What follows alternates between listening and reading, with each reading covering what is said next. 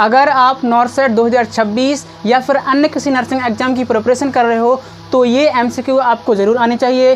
कहते हैं ना, जब तक आपकी थ्योरी का कंसेप्ट क्लियर नहीं होगा तब तक आपका कोई भी MCQ क्लियर नहीं होगा, उसमें किसी भी तरीके का डाउट बना रहेगा।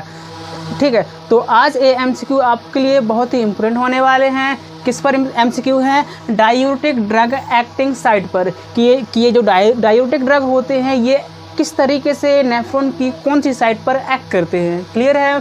तो चलिए हम वीडियो शुरू करने से पहले अगर आप हमारे YouTube चैनल पर नए हैं तो वीडियो को लाइक करें, शेयर करें और RNC चैनल को सब्सक्राइब करना ना भूलें। ठीक है, तो सबसे पहला MCQ है, which diuretic act on the loop of Henle. कौन सा पर? Loop of Henle. कौन सा डायूरेटिक लूप ऑफ हेनले पर एक्ट करता है and is known as high ceiling diuretic. मैंने एक पहले वीडियो बनाया था, उसमें अच्छे से बताया था कि ये जो डायूरेटिक होते हैं मुख्य रूप से 5 तरह के होते हैं। कितने तरह के होते हैं? 5 तरह के होते हैं। ये जो 5 डायूरेटिक होते हैं ये नेफ्रॉन की 4 साइट पर, जो नेफ्रॉन होता है उसकी रीएब्जॉर्प्शन की 4 साइट होती हैं, जिस पर ये डायूरेटिक 5 डायूरेटिक कौन सी साइट पर एक्ट करते हैं मैंने अच्छे से बताया था। ठीक है, समझो ये एक नेफ्रॉन है। ठीक है, ये एक नेफ्रॉन है जिसमें से ये वाली साइट होती है, ये होती है PCT, ये होती है लूप, क्या होती है? लूप। और ये होती है DCT और ये होती है कलेक्टिंग डक्ट। ठीक है, तो ये जो 5 डायूरेटिक होते हैं अब कौन कौन सी साइट पर एक्ट करते हैं? डायूरेटिक पर एग्जाम में क्वेश्चन बनते ही हैं और इसको पढ़ना मिस मत करना। क्लियर है? तो पहला MCQ क्या है? Which diuretic act on loop of Henle, मतलब लूप ऑफ हेनले। ठीक है, और known as high ceiling diuretic. ठीक है, तो लूप ऑफ हेनले पर कौन सा डायूरेटिक एक्ट करता है? बस इसके नाम से याद रखो, कौन सा? लूप। तो डायूरेटिक होता है, इसका एक टाइप होता है लूप डायूरेटिक। कौन सा होता है? Loop diuretic. ठीक है, तो इसका आंसर क्या रहेगा? Loop diuretic. ठीक है, और हाई सीलिंग डायूरेटिक भी लूप डायूरेटिक को ही बोलते हैं। क्लियर है?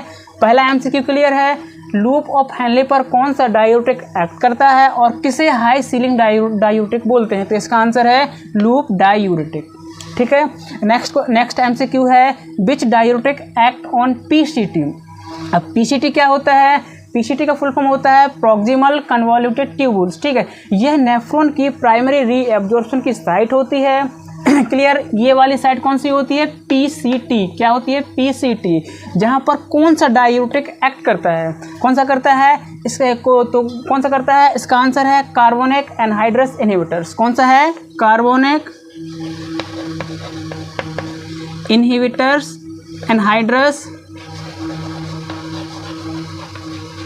इनहिबिटर्स। क्लियर है? नेक्स्ट MCQ है, हाइड्रोक्लोरोथाइजाइड। कौन सा? Hydrochlorothiazide primarily act on part of nephron. Nephron के कौन से पार्ट पर? नेफ्रॉन के कौन से पार्ट पर हाइड्रोक्लोरोथाइजाइड एक्ट करता है? अब ये क्वेश्चन उन्होंने क्या घुमा के दिया है। देखो, पहले तो ये क्लियर रखो कि जो डायूरेटिक होते हैं इनके एग्जाम्पल भी याद रखना है। ठीक है, और कितने तरह के होते हैं ये भी याद रखना है। तो ये जो होता है ये हाइड्रोक्लोरोथाइजाइड, ये मुख्य रूप से थायजाइड का एग्जाम्पल होता है। किसका होता है? थायजाइड का एग्जाम्पल होता है। अब देखो, अगर तुम्हारे लिए किसी भी ड्रग का एग्जाम्पल पता है तो तुम उससे आसानी से सॉल्व कर लोगे। ठीक है, अगर तुम्हारे लिए ड्रग के जो ये 5 टाइप के डायूरेटिक होते हैं उनके किसी के भी एग्जाम्पल याद नहीं है तो आप उसको सॉल्व नहीं कर पाओगे। फॉर एग्जांपल, अगर ये आया क्वेश्चन, हाई सीलिंग डायूरेटिक किसे कहते हैं? MCQ दे दिया, फ्रूसेमाइड दे दिया, क्लोरोथाइजाइड दे दिया, हाइड्रोक्लोरोथाइजाइड दे दिया और ऑल ऑफ देम। ठीक है, तो आपको पता होना चाहिए कि कौन सा एग्जाम्पल कौन सी डायूरेटिक ड्रग का है। जैसे इसका आया था फ्रूसेमाइड को क्या बोलते हैं? लूप डायूरेटिक होता है। ठीक है, तो ये क्या बोल रहा है? Hydrochlorothiazide primarily act on part of nephron. अब ये पता है कौन से ड्रग का एग्जांपल है? कौन से ड्रग का एग्जांपल है? थायजाइड डायूरेटिक का एग्जांपल होता है। ठीक है, हाइड्रोक्लोरोथाइजाइड ये होता है थायजाइड का एग्जांपल है, जो कि नेफ्रॉन के कौन से पार्ट पर एक्ट करता है? DCT।